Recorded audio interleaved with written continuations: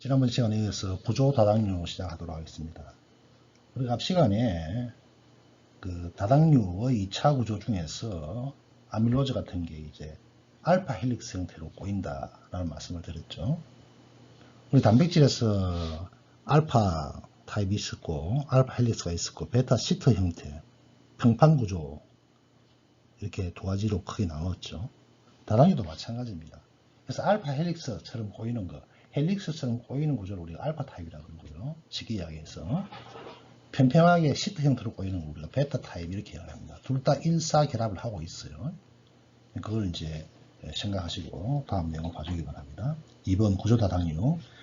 자, 식물은 동물과 달리 케라틴, 콜라겐 등의 섬유상 구조 단백질을 거의 합성하지 못합니다. 따라서 다당류에 전적으로 의존하여서 그 구조를 유지합니다. 즉 구조 단백질 이런 것들을 만들지 못하기 때문에 다당류로서 이런 것을 대안한다 이런 이야기예요. 그래서 이러한 특별한 기능을 가지는 다당류를 우리가 Structural Polysaccharide 구조 다당류 이렇게 이야기하고 가장 대표적인 것이 셀룰로즈입니다. 잔디, 나무 이런 식물에 있는 대표적인 다당류로서 생물권에 굉장히 많은 영역을 차지하는 거예요. 지난번 시간에 우리가 봤던 아밀로즈와 마찬가지로 셀룰로즈도 역시 마찬가지로 선형 종합체입니다. 그렇지만은 결합하는 방법이 아밀로즈 타입과 달라요. 우리가 그래서 이제 베타 타입 이렇게 이야기합니다. 베타 타입. 알파와 베타 타입에 대한 상세한 내용 생략하겠습니다. 1번과 4번으로 결합을 하고요. 그 그림을 보여주는 것이 밑에 있는 9-19 그림입니다. 뭐 번호를 좀 안 붙여놔서 조금 이해하기 힘들겠지만 베타 표현해놨죠. 그 부분 보면 1번과 4번 나와 있죠. 베타 타입의 결합이다. 그렇게 생각해 주시기 바랍니다. 그래 이러한 차이로 인해서 아밀로즈와 셀룰로즈의 체중 구조가 완전히 달라지는 거죠. 셀룰로즈 사슬은 인접한 분자에 대해서 180도 뒤집힌 형태로 확장이 됩니다. 이게 편편하니까요. 그래서 이렇게 확장된 형태로 사슬 내외 사이에 수소결합이 또 형성이 됩니다. 그래서 리본 구조를 형성합니다. 가까이 거기에 수소결합 형성하죠. 우리 단백질에서 마찬가지로, 핵산에서도 마찬가지로. 그래서 이 배열은 마치 실크 프로인, 피브로인의 베타 시트 구조가 유사한데요. 실크 피브로인, 이거는 누의 섬유를 구성하는 섬유성 단백질을 이야기합니다. 누의 고체의 섬유. 자, 여기는 글라이신과 알라닌을 대량 함유하고 있어요. 그런데 이것들이 단백질 분해 요소에 대해서 굉장히 안정적입니다. 자, 피브로인과 같이 셀룰로즈 섬유도 기계적 강도에는 약하지만 잘 늘어나지 않아요. 여러분 비단 생각하면 될 거예요. 비단이 잘 늘어나지는 않잖아요. 그죠? 그렇게 강하지도 않습니다. 자, 동물은 오직 알파 1사 결합을 분해할 수 있는 요소만 가지고 있어요. 자, 그러면 베타 타입으로 되어 있는 셀룰로즈는 우리 같은 사람은 분해할 수 없다는 거죠. 그러니까 여러분들이 셀룰로즈를 아무리 많이 드셔도 엄청난 당이 여러분들 몸속에 들어와도 그걸 에너지원으로 사용하지 못하는 거예요. 어떻게 보면 굉장히 비효율적이죠. 근데 만약에 여러분들이 드시는 식물체에 들어가 있는 다당류가 전부 다 분해된다 생각해 보십시오. 엄청난 당들이 여러분들 몸속에 들어올 거예요. 그렇죠? 물론 이제 진화 과정에서 어떻게 그렇게 바뀌는지 모르겠지만은, 자, 셀룰로즈가 풍부한 식이를 하는 동물들이 있죠. 우리가 반추동물이라고 그러죠. 반추동물. 다른 말로 대sek임 동물 이렇게 이야기하죠. 뭐 소, 낙타, 사슴, 기린 이런 것들입니다. 항상 뭔가 씹고 있죠. 계속. 그렇죠? 얘들은 위가 어떻게 되어 있어요? 위가 4개 내지 5개로 구성이 나누어져 있습니다. 그래서 일단은 음식을 먹을 때는 한 군데 채워뒀다가 그걸 다시 끄집어내서 대식임질 계속 하는 거죠. 이러한 반추동물은 셀룰로즈를 분해할 수 있는 효소를 가지고 있어요. 셀룰레이즈라고 하는 거. 이것을 생산하는 공생 박테리아를 가지고 있기 때문에 그렇습니다. 그리고 소화관에 공생 박테리아가 이 셀룰로즈 분해 효소를 만들어내는 거죠. 그래서 셀룰로즈를 소화할 수가 있어요. 우리가 이제 공학적으로 산업적인 측면에서 식물체에서 당을 얻기 위해서 이런 박테리아를 사용하여서 당을 얻기도 합니다. 생명과학적에서. 인간이 셀룰로즈를 소화할 수는 없지만 셀룰로즈를 포함하는 고섬유질 음식은 영양학적으로 매우 중요합니다. 자, 이거는 분해되지 않는 대신에 우리한테 포만감을 주어서 음식 섭취를 중단하는 신호로 전달하는 거죠.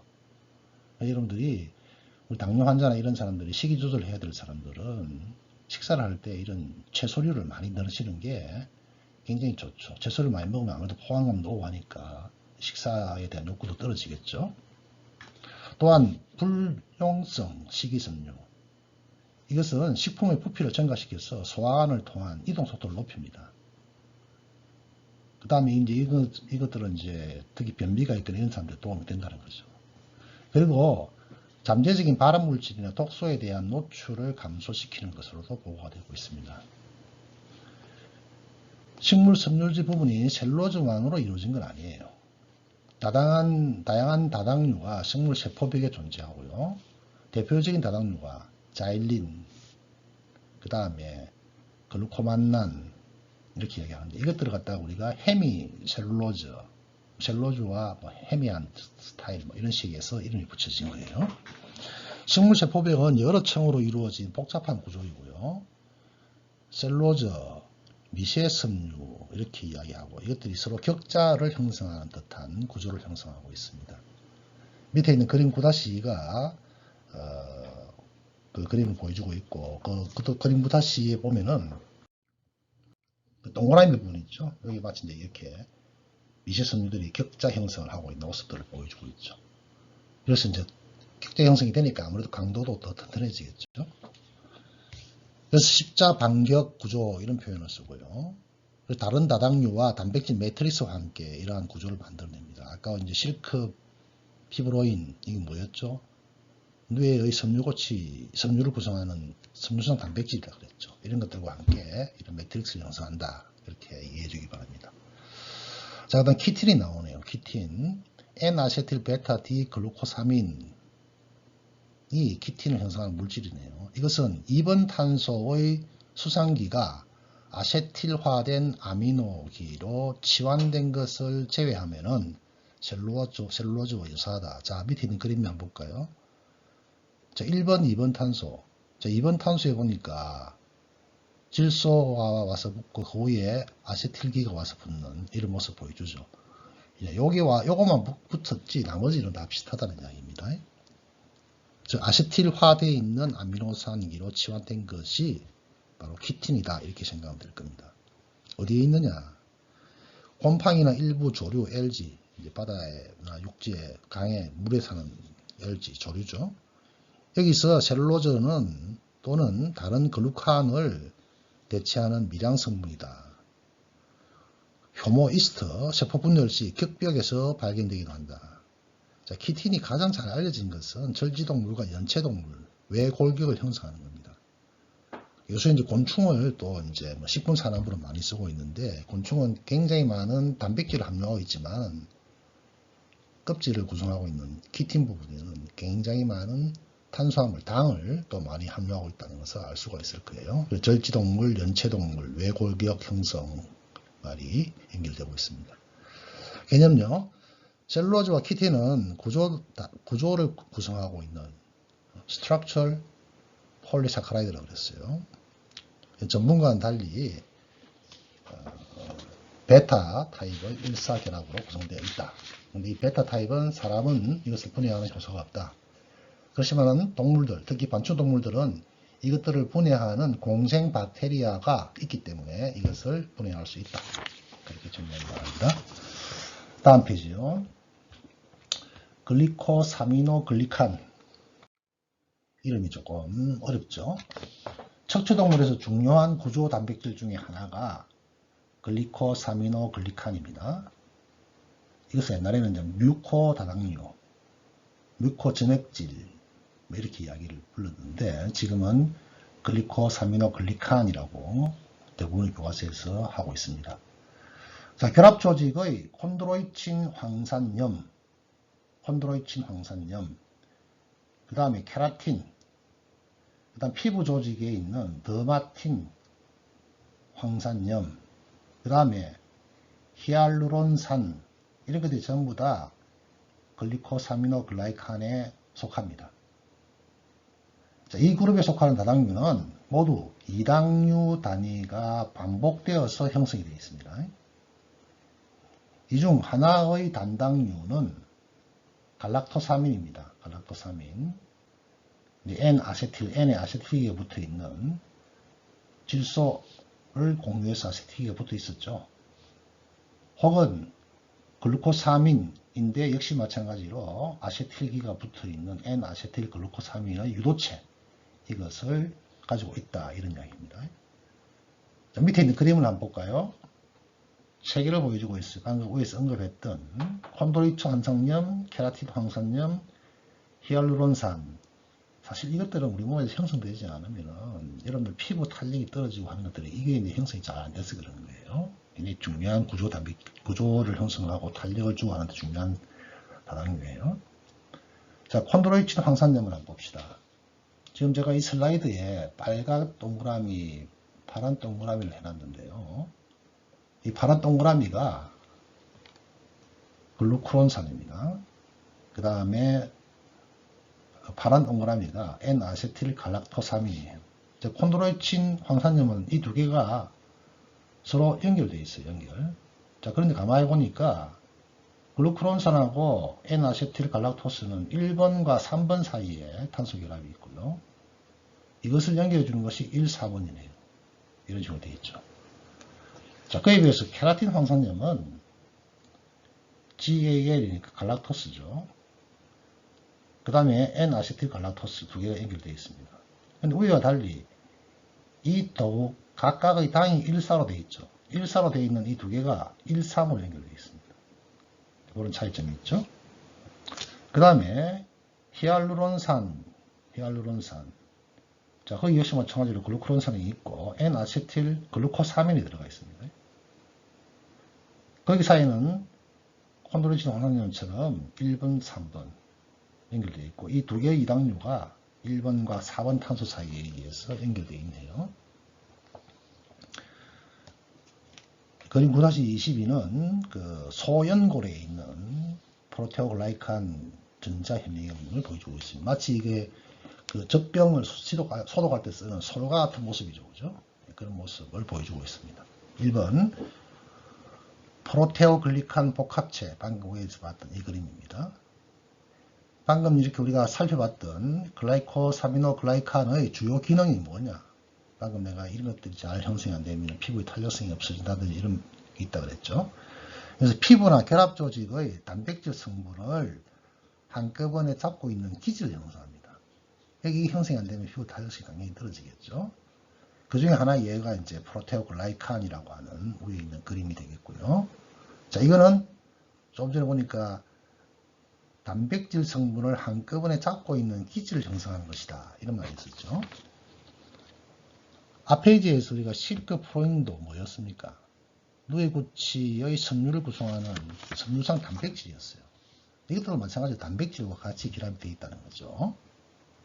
그 섬유상 구조는 하나의 긴 히알루론산 분자로 구성되어 있다. 위에 보니까 쭉쭉쭉 막 뻗어났죠. 그죠? 이게 이제 길게 연결되어 있는 히알루론산이라는 것이고요. 여기에 단백질이 비공유적으로 부착되어 있는 형태를 취한다. 자, 여기 보게 되면은 가운데 긴 선이 하나 있고 그 긴 선을 분지 삼아서 굉장히 많은 히알루론산이 분지되어 있죠. 가운데 있는 긴 선과 분지되어 있는 사이에 비공유 결합으로 단백질이 이 두 가지의 결합을 형성한다는 거예요. 즉 다시 말해서 단백질이 이것을 엮어주는데 공유 결합은 아니다는 거죠. 이 구조를 형성하는 주요 단백질은 콘드로이친 황산염과 그 다음에 케라틴 황산염을 가지고 있으며, 자, 중요한 것은 쉐린, 겹사슬 사이에 이것들은 공유 결합을 하고 있어요. 단백질 자체는 비공유 결합으로 부착되어 있는데 그 구조를 형성하고 있는 단백질 사이에서는 세린이라고 하는 겹사슬 간에 공유 결합을 한다. 황이 있으니까 황을 통해서 하겠죠. 당연히. 자, 그 다음에 9-5 당단백입니다. 진핵세포 단백질의 절반 이상이 올리고당 또는 다당류 사슬과 공유 결합을 하고 있는데요. 이러한 변형된 단백질 우리가 당단백, 당하고 단백질이 결합된 거죠. 세포 부착, 난자의 정자 인식, 이런 것까지 하네요. 이것이. 자, NO 연결 단백이라는 서브타이틀이 나옵니다. 당사슬이나 글라이칸은 크게 두 가지 방법으로 단백질이 연결되어 있다.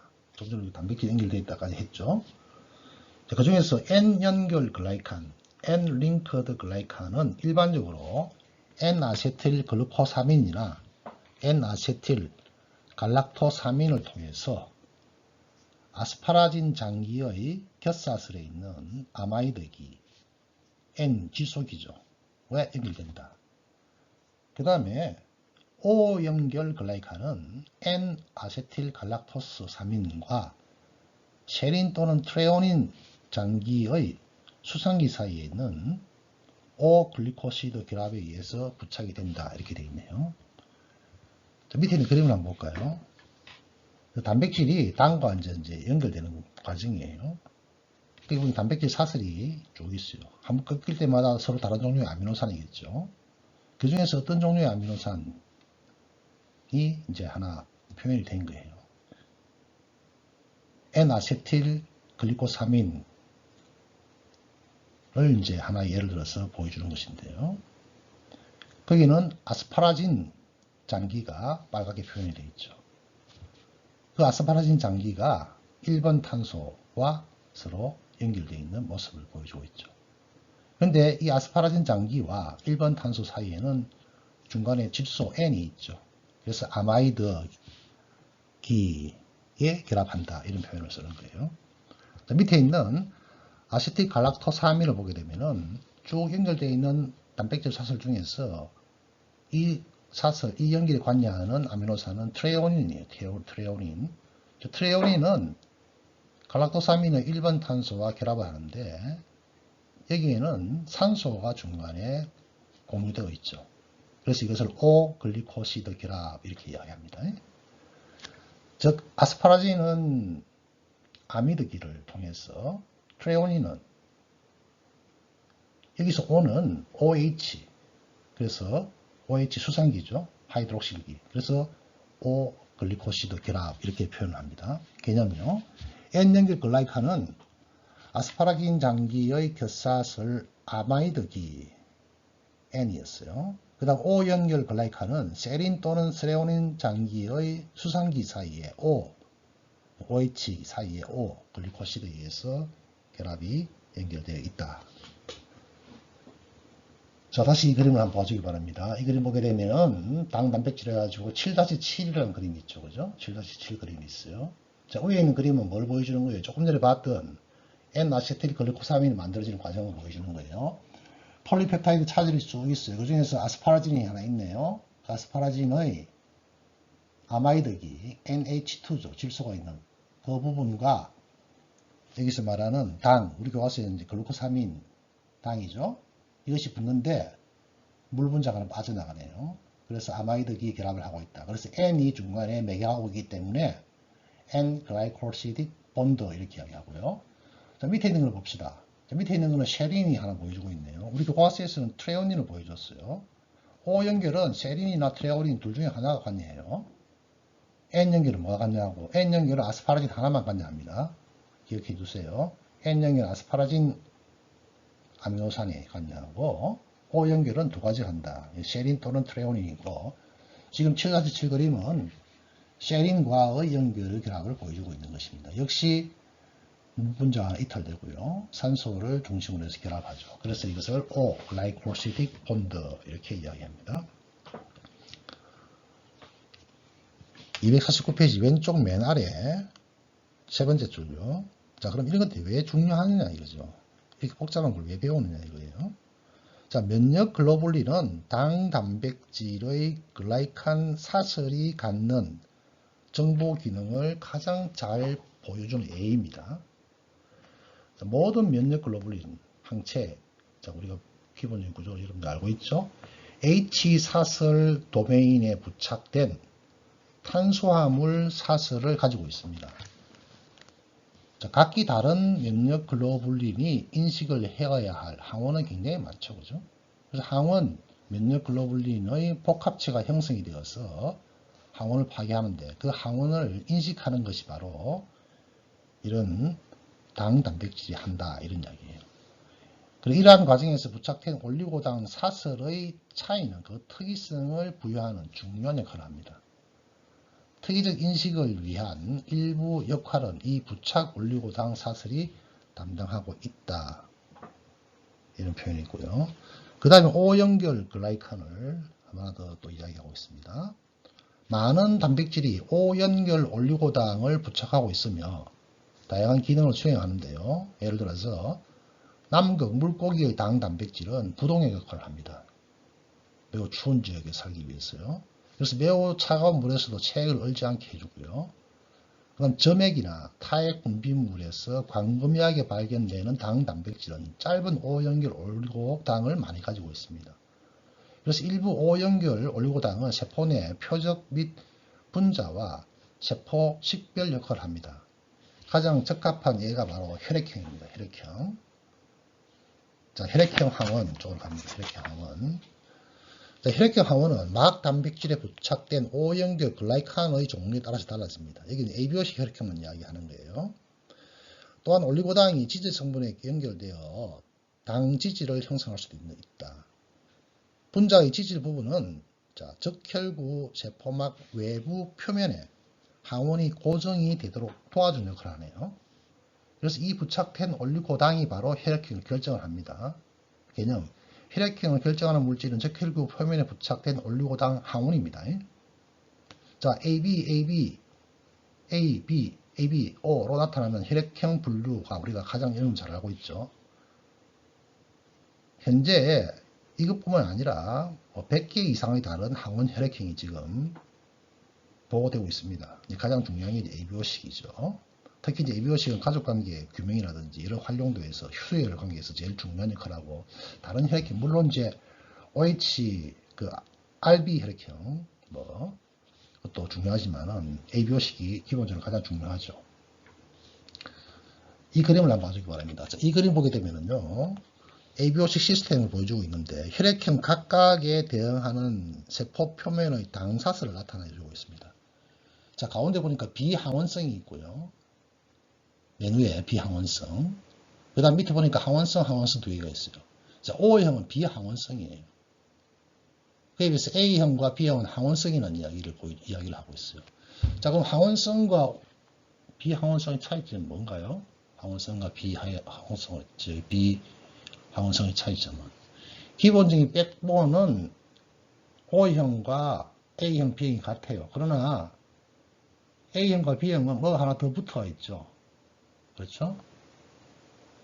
이 이렇게 뭔가 하나 더 붙임에 관여하는 요소를 글라이코실 전이 효소가 여기에 관여합니다. 글라이코실 전이 효소가요. 보니까 글라이코실 전이 효소가 관여할 때 UDP 갈 NAC라고 하는 것을 기준으로 쓰고 UDP를 떼낼 경우에는 A형을 만들어내고요. 그에 비해서 UDP 갈락토스를 사용할 경우 UDP는 이제 빠져나가겠고, 이거는 B타입이 되네요. 자, 교과서 내용 봅니다. 그래서 혈액형 각각에 대응하는 세포 표면의 당사슬이 나타나 있는데요. 대부분의 사람은 O형은 당이 3개짜리입니다. 당이 하나, 둘, 3개가 있죠. 그 다음에 갈락토스 B형 또는 N-아세틸 갈락토사민. 자, B형은 갈락토스가 하나 붙은 거고요. 파랗게 제가 동그라미 표현하는 거죠. 그 다음에 O형은 뭐예요? A형은 N-아세틸 갈락토사민. N-아세틸 갈락토사민. 빨갛게 동그라미 해놓은 부분입니다. 이것을 추가하기 위해서 추가 효소가 필요하다. 그 효소가 글라이코실 전이 효소다 이 말입니다. 자, B형인 사람은 글라이코실 전이 효소로 그 그림을 보면서 보세요. UDP 갈락토스의 가를 O 타입에다가 전달하죠. 그래서 B항원을 만들어내요. 그래서 갈락토스가 하나 더 붙은 게 O형의 차이점, O형과의 차이점은 갈락토스가 하나 더 붙었다. 이 차이점입니다. 이 차이점. 같은 원리로 A형인 사람은 뭐가 붙죠? N-아세틸 갈락토사민을 O로 전달하죠. 그래서 A항원을 만들어냅니다. AB형인 사람은 세포 표면에 이 두 가지 항원을 모두 가지고 있습니다. 그에 비해서 O형은 어떻게 될까요? 가지고 있지 않습니다. 자, 그래서 여기에 이 그림은 맨 위에 컬러로 보이는 건 O 타입, A 타입, B 타입. 각각 색깔이 뭐다를 거기다가 표현을 해놨습니다. 여러분들 그 그림을 참고해 주기 바랍니다. 250페이지요. 인간은 A, B 항원에 대한 항체는 만들어내지만 O에 대한 항체를 만들어내지 않습니다. 자, O형은 항원성을 안 가지고 있다고 그랬어요. 일반적으로 자신의 항원에 대한 항체는 생성하지 않고 다른 종류의 항원에 대한 항체를 만들기 때문에 A형은 어떻게 됩니까? B형에게 수혈할 수 없고 반대로 수혈도 불가능합니다. 왜? 항원학적 반응이 일어나서 침전 반응이 생기기 때문에 그런 거예요. 다른 혈액형 간의 수혈은 방금 이야기했듯이 혈액세포의 응집이 만들어지고 이것이 침전을 일으킵니다. 그에 비해서 O형은 누구에게나 수혈해도 안전하며 AB형은 모두에게 수혈을 받을 수 있다. 이 9-3에 나타난 ABO식 혈액형 간의 수혈 관계는 여러분들이 이미 다 알고 있는 것이고요. 이 표 바로 밑에 보게 되면은 그룹 AB, O 해서 적혈구 표면에 어떤 것들을 노출하고 있는지 그 다음에 항원으로서 뭘 가지고 있는지를 구분해서 보여주고 있고요. 자, O형 같은 경우에 항원이 없다 그랬죠. 그렇죠? A는 플라즈마에서 안티-B, 안티-A를 가지고 있고요. 이런 차이점에서 응집이 되느냐 안 되느냐가 결정이 되는 겁니다. 이 그림의 좀 복잡한데 오른쪽 위에 보게 되면 이제 우리가 혈액형 검사할 때 이런 침전 반응이 있느냐 없느냐를 가지고 혈액형 검사하는 모습을 보여주시면 참고해 주기 바라고요. 가운데 그림 보게 되면 localization, location of genes, 혈액형 구별하는 굉장히 많은 유전자가 존재한다 그랬어요. 그 가운데 보니까 ABO, AMY, 뭐 CBD 이름이 많이 있죠. 그 중에서 이제 우리가 하나 배운 게 바로 ABO예요. ABO. 자, 거기에 보니까 크로모솜 염색체가 1번, 4번, 9번, 13번 X 이렇게 돼 있어요. ABO식에 관여하는 유전자는 9번 염색체 위에 얹혀져 있어요. 9번 염색체 위에. 자, 그 9번 염색체를 오른쪽 아래에 다시 그림을 보여주고 있습니다. 9번 염색체의 말단 부분에 이런 ABO를 결정하는 유전자가 여기에 얹혀져 있다. 각각은 대립 유전자가 되겠죠. 그래서 가운데 있는 그림처럼 이런 유전 양식을 당연히 따르겠죠. 그래서 어머니가 B형이고 아버지가 A형이다. 자, 그런데 O형의 자손이 나왔다는 것은 뭐예요? 아버지가 A형이지만 AO 타입이다. 어머니는 B형이지만 BO 타입이라는 것을 이 그림에서 알 수가 있습니다. 이 그림은요, 지금까지 배웠던 당의 형성 과정을 다 보여주고 있는 것입니다. 맨 위에 모노사크라이드부터 이것이 알도스, 케토스 이런 것들이 O-글라이콜시딕, N-글라이콜시딕 이런 걸 통해서 형성이 되고 있고 이것이 나중에 올리고사카라이드나 폴리사카라이드까지 가는 거, 또 폴리사카라이드 중에서 선상이 또 브랜치를 형성하는 것까지 차례차례 모식도로 그려놨으니까 관심 있는 분들은 참고해 주시기 바랍니다. 이 그림은 우리가 이제 음식을 먹었어요. 음식을 먹었을 때 소화되는 과정을 보여주고 있는 거예요. 자, 음식을 먹었다. 입을 통해서요. 자, 입에는 여러분들 베타 아밀레이즈라고 하는 당분의 요소가 들어가 있죠. 그래서 여기서 이제 우리가 음식을 씹으면서 대충 이게 약간의 분해가 돼요. 그렇게 만들어진 그 당 덩어리를 덱스트린 이렇게 이야기합니다. 덱스트린. 물론 이 덱스트린 안에는 단당류도 있겠고 뭐 다양한 크기의 당이 존재하겠죠. 자, 그렇지만은 이렇게 음식물 속에 들어가 있는 당들은 음식물 속에 있는 당은 뭐 스타치, 락토스, 셀룰로즈, 수크로즈 이런 것들이 뭐 혼합되어 있을 거예요. 위에 딱 오게 되면은 더 이상 당은 위에서 분해가 안 됩니다. 왜? 여기는 pH가 산성이죠. 환경이 산성이기 때문에 아밀레이즈는 약염기성에서 활동하기 때문에 여기서는 아밀레이즈의 효소 활성이 떨어져 버려요. 그러다가 이제 소장으로 내려오겠죠. 스몰 인테스틴, 판크레아스에서 굉장히 많은 종류의 또 아미노산 당분해서 나오죠. 대표적인 게 이제 아밀레이즈 되겠고, 이런 것들이 이제 막 말토스, 락토스, 스크로저 이런 걸로 막 분해합니다. 2단계로 막 분해해요. 그러다가 이제 장을 쭉 내려오게 되겠죠. 그러면은 장내 세포들이 이것을 단당류로 만듭니다. 글루코스, 프락토스, 갈락토스 이런 걸로 만들어서 어디로 보내죠? 혈관을 통해서 이제 간 또 전신으로 보내겠죠. 그 옆에 셀룰로즈는 분해가 안 돼서 내려오겠죠. 그 옆에 있는 7-11은 적당 불내성이라고 여러분들 우유 먹으면 소 안 되는 사람들 있죠. 그것이 왜 나타나는지를 보여주고 있는 겁니다. 자, 장내에서 락토스가 분해가 돼야 되는데 분해가 안 되는 거예요. 락토스를 분해하는 락테이즈가 자, 락토스가 분해되면 그 그림에서 갈락토스와 글루코스를 나눠줘야 되는데 이것들이 분해가 안 되는 거예요.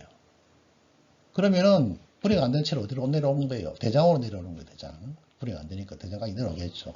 그럼 대장에 오게 되면은 이 대장은 박테리아에 의해서 분해가 됩니다.